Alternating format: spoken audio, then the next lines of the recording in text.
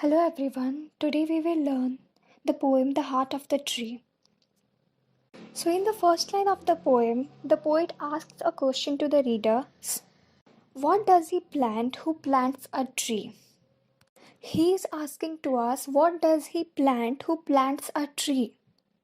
See, we all know plants are essential, but the poet in this poem wants us to know that plants have much more benefits than we already know. In the next lines of the stanza, the poet answers his question and says, he plants a friend of sun and sky. By this, the poet means that the person who plants a tree also plants a friend of sun and sky. Okay, how?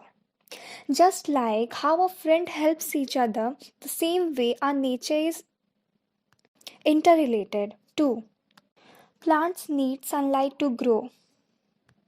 And in the same way, plants is also a friend of sky. Transpiration from plants help in cloud formation because plants are also one source which can help in cloud formation. Thus, this is why the poet here is saying the person who plants a tree also plants a friend of sun and sky. What does he plant who plants a tree? He plants a friend of sun and sky. He plants the flag of breezes free. The poet here is comparing the leaves of the plants and how they flutter in the cold breeze to a flag.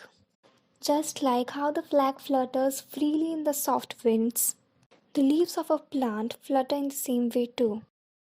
The shaft of beauty towering high, he plants a home to heaven anigh. The poet here is saying how the tree grows tall just like a tower, and it seems like that trees have made a home closer to heaven. For song and mother-croon of bird, in hushed and happy twilight heard, the treble of heaven's harmony, these things he plants who plants a tree.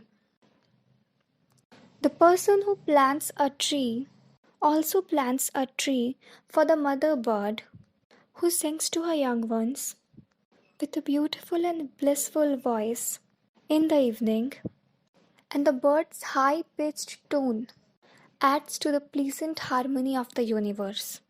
That the pleasant sound of the bird adds a beauty to the universe. So these were the things the poet said in the first stanza about what the person does when he plants a tree.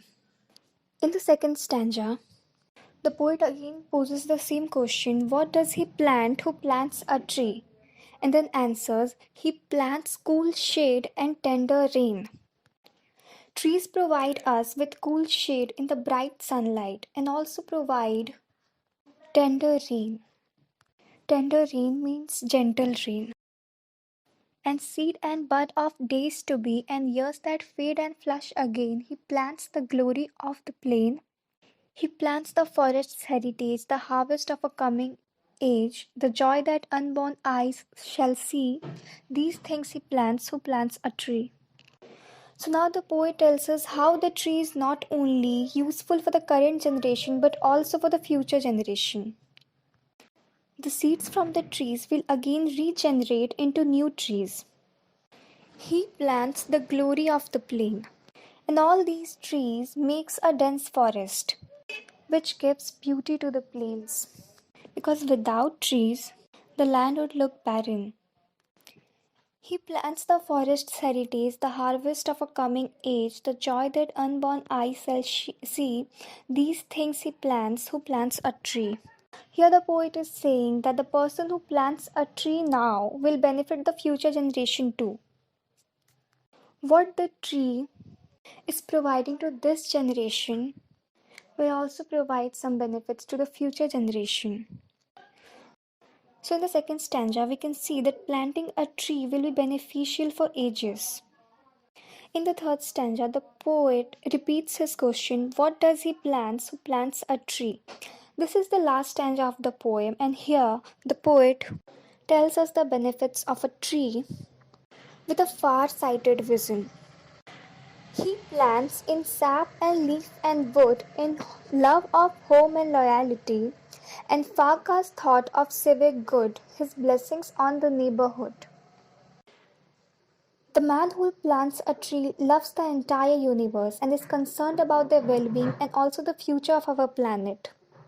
By planting a tree, not only him but also others are provided with crops, foods, fresh air, and also woods, which has its own many uses. Thus, the man who plants a tree blesses the neighborhood, who in the hollow of his hand holds all the growth of our land.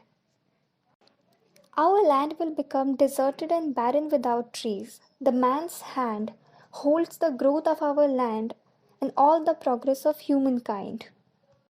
A nation's growth from sea to sea stirs in his heart who plants a tree. The man who plants a tree loves and blesses the entire universe. As the poet can see, plantation of tree is essential for the growth of the whole universe. The poet says how kind-hearted the person is who plants a tree, which will benefit the world in many ways and thus is responsible for the growth of this universe. Thank you.